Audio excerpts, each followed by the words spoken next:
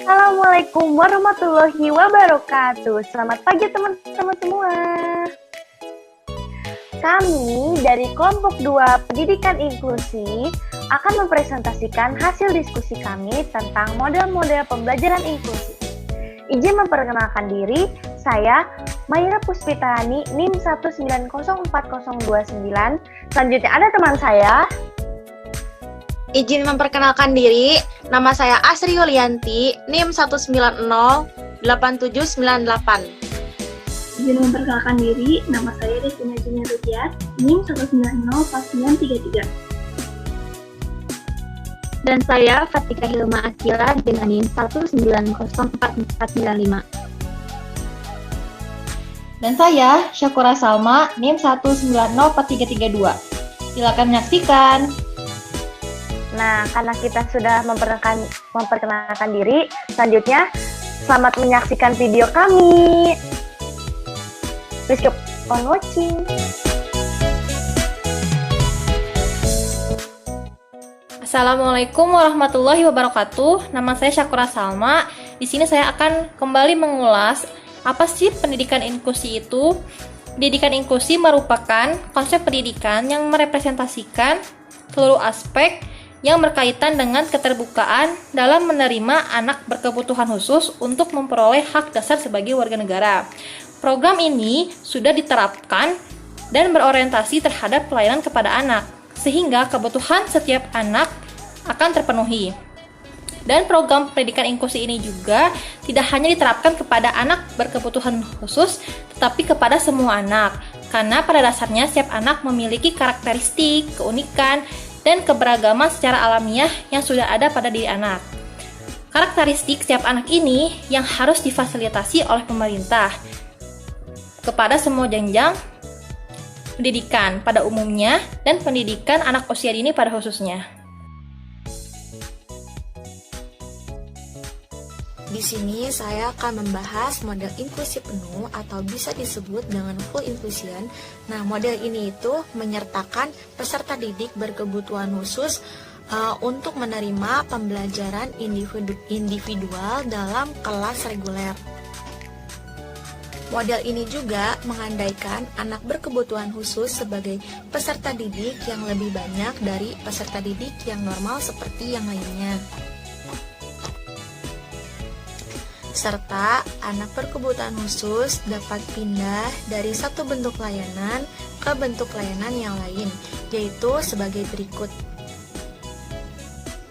Yang ke-1 ada bentuk kelas reguler penuh. Apa sih bentuk kelas reguler penuh itu? Yaitu bentuk kelas yang berisikan anak normal penuh dengan kurikulum yang sama dan tanpa perbedaan. Jadi anak yang berkebutuhan khusus itu belajar di ruangan yang sama bersama anak normal lainnya sepanjang hari. Nah, yang kedua ada bentuk kelas reguler dengan kluster atau bisa disebut kelompok gabungan. Jadi anak yang berkebutuhan khusus digabung belajar bersama dengan anak yang normal di kelas reguler dengan kelompok yang khusus. Yang ketiga, bentuk kelas reguler dengan full out. Jadi, anak yang berkebutuhan khusus belajar bersama dengan anak normal di kelas reguler. Namun, dalam sewaktu-waktu tertentu, anak berkebutuhan khusus tersebut dapat ditarik ke ruangan sumber untuk belajar dengan guru pembimbing khusus. Nah, yang terakhir yaitu keempat, bentuk kelas reguler dengan cluster dan full out. Jadi itu gabungan dari poin yang kedua dan yang ketiga. Nah, jadi anak yang berkebutuhan khusus ini belajar bersama dengan anak yang normal yang lainnya di kelas reguler dalam kelompok yang khusus. Dan dalam di waktu-waktu tertentu, anak berkebutuhan khusus tersebut ditarik dari kelas reguler ke ruangan sumber untuk belajar bersama guru pembimbing khusus yang sudah disediakan di sekolah. Oke, jadi selanjutnya ada model inklusi khusus. Nah, model inklusi khusus ini dibagi menjadi dua. Yang pertama, kelas khusus dengan berbagai pengintegrasian. Dan yang kedua, kelas khusus penuh. Apa sih yang membedakan keduanya? Nah, yang membedakannya adalah yang pertama, kelas khusus dengan berbagai pengintegrasian itu anak yang memiliki kelainan yang dapat belajar di kelas reguler pada bidang tertentu. Jadi mereka punya kelas khusus. Namun, di bidang tertentu atau di mata pelajaran tertentu, mereka bisa bergabung dengan anak reguler atau anak yang normal gitu. Nah, selanjutnya yang kedua, kelas khusus penuh, yaitu anak yang memiliki kelainan dapat belajar di dalam kelas khusus di sekolah reguler. Biasanya di Indonesia itu disebut dengan sekolah luar biasa. Nah, sekolah luar biasa ini termasuk di dalam sekolah inklusi.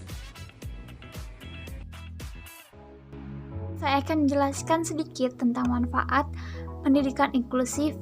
Nah, kelompok kami sudah mengutip dari Kustawan 2013. Ia menyatakan bahwa manfaat dari pendidikan inklusif yaitu anak yang berkebutuhan khusus dapat meningkatkan rasa percaya dirinya dan memiliki kesempatan menyesuaikan diri di lingkungan sekitar. Selanjutnya, mereka pun memiliki kesiapan dalam menghadapi kehidupan di masyarakat. Dan manfaat untuk para peserta didik pada umumnya mereka dapat belajar mengenai keterbatasan, kelebihan, dan keunikan pada anak berkebutuhan khusus tertentu atau pada temannya. Sehingga mereka pun dapat mengembangkan keterampilan sosial, menumbuhkan rasa empati dan simpati terhadap anak berkebutuhan khusus atau terhadap temannya. Agar lebih spesifik, selanjutnya saya akan menjelaskan tentang faktor pendukung dari pendidikan inklusif. Yang pertama, ada rasa percaya diri bahwa inklusi yang lebih besar dapat menghasilkan proses pengajaran dan pembelajaran yang meningkat bagi semua anak. Dan yang kedua, persahabatan antara anak berkebutuhan khusus dan anak pada umumnya dapat terjalin atau berjalan tanpa hambatan, atau persahabatan mereka pun dapat dinyatakan sebagai sebuah norma. Dan yang ketiga, ada sekolah memberikan dukungan sumber daya lain untuk memberikan layanan kepada anak berkebutuhan khusus. Selanjutnya, ada sekolah memberikan berbagai pelatihan pada guru untuk menangani jumlah keberagaman anak yang lebih berbeda. Nah, selanjutnya ada kepala sekolah dan staf yang harus bekerja dan memberikan dukungan pada implementasi pendidikan inklusi. Dan juga ada kurikulum yang digunakan itu harus lebih fleksibel atau cukup fleksibel daripada umumnya. Dan yang terakhir, ada penilaian dilakukan untuk memberi gambaran akhir tentang pencapaian prestasi atau tujuan belajar setiap anak. Assalamualaikum warahmatullahi wabarakatuh. Selamat siang semuanya. Izin memperkenalkan diri, nama saya Devina Junior Riyad, NIM 1904933 dari kelompok 2. Sekarang saya akan menjelaskan tentang faktor penghambat pendidikan inklusif. Kita langsung saja ya. Jadi faktor penghambat pendidikan inklusif itu sebenarnya ada banyak, tapi saya akan menjelaskan beberapa saja. Seperti yang kalian lihat di PowerPoint ini, yang pertama yaitu ada salah praktik. Kenapa kok bisa salah praktik? Contoh salah praktik menjadi faktor penghambat pendidikan inklusif, penjelasannya yaitu seperti ini. Misalnya, guru, pimpinan, dan staf sekolah di sana tuh kurang memahami atau salah paham tentang apa itu pendidikan inklusif. Lalu saat terjadinya kesalahpahaman itu, mereka pun mengimplementasikan kepada siswa-siswa yang ada di sekolah pun menjadi salah gitu. Itu adalah maksud dari salah praktik yang membuat murid-muridnya pun menjadi ikut juga jadi salah gitu, salah memahami juga, ikut-ikutan dengan kesalahan yang dibuat oleh guru, pimpinan, dan staf pendidikan yang lainnya. Seperti itu. Lalu yang kedua ada apatis. Saat sekolah memutuskan untuk menggunakan layanan pendidikan inklusif di sekolahnya, masyarakat itu banyak yang apatis atau tidak peduli karena mereka lebih mementingkan misalnya anaknya yang normal, lebih mementingkan anaknya yang berkebutuhan khusus. Sedangkan pendidikan inklusif ini sendiri adalah penggabungan antara anak berkebutuhan khusus dan anak yang normal gitu. Jadi mungkin pikiran mereka seperti ini, oh ya udah, anak saya ya berkebutuhan khusus, ya udah saya lebih fokus ke anak saya yang berkebutuhan khusus gitu, daripada harus pusing-pusing ikut memikirkan penggabungan antara dua macam orang itu gitu. Seperti itu apatisme yang pastinya sangat besar menjadi faktor penghambat untuk pendidikan inklusif ini. Lalu yang ketiga ada tidak sesuai dengan konsep dasar. Yang saya tangkap dari poin ini yaitu pihak sekolah tidak terfokus atau malah melenceng dari tujuan utama dari pendidikan inklusif ini. Makanya di sini tertulis tidak sesuai dengan konsep dasar pendidikan inklusif itu sendiri. Jadi misalnya yang seharusnya itu merupakan penggabungan untuk siswa yang berkebutuhan khusus dan siswa yang normal, ini malah mungkin lebih meninggikan atau lebih mementingkan salah satu siswa saja. Misalkan yang seharusnya sekolah menjadi tempat fasilitas kedua kubu ini malah mungkin lebih mementingkan anak yang berkebutuhan khusus.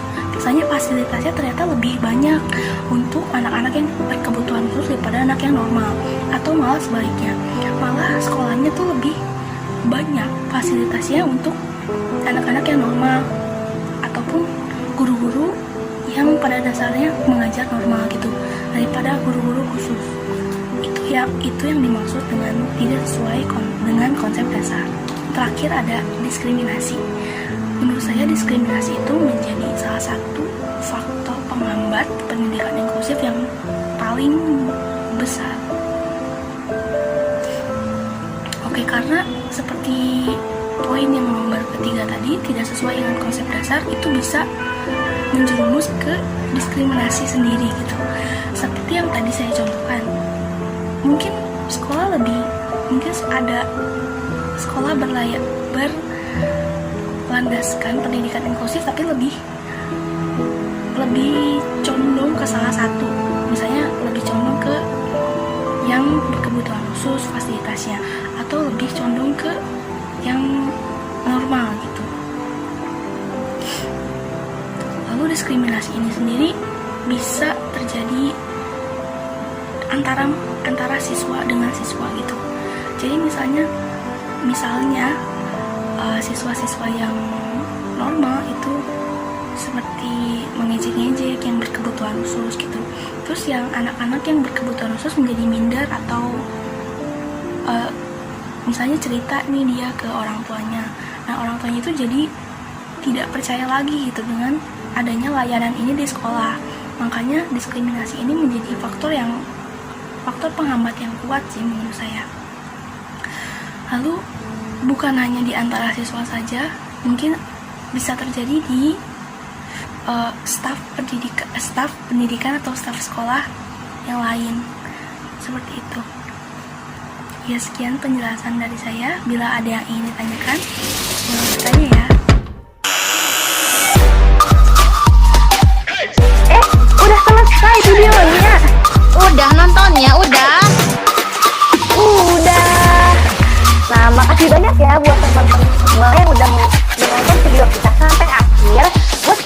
ingin bertanya, langsung ajukan pertanyaan di kolom komentar. Jangan malu-malu. Pokoknya sekian dari kami. Mohon maaf bila ada kesalahan.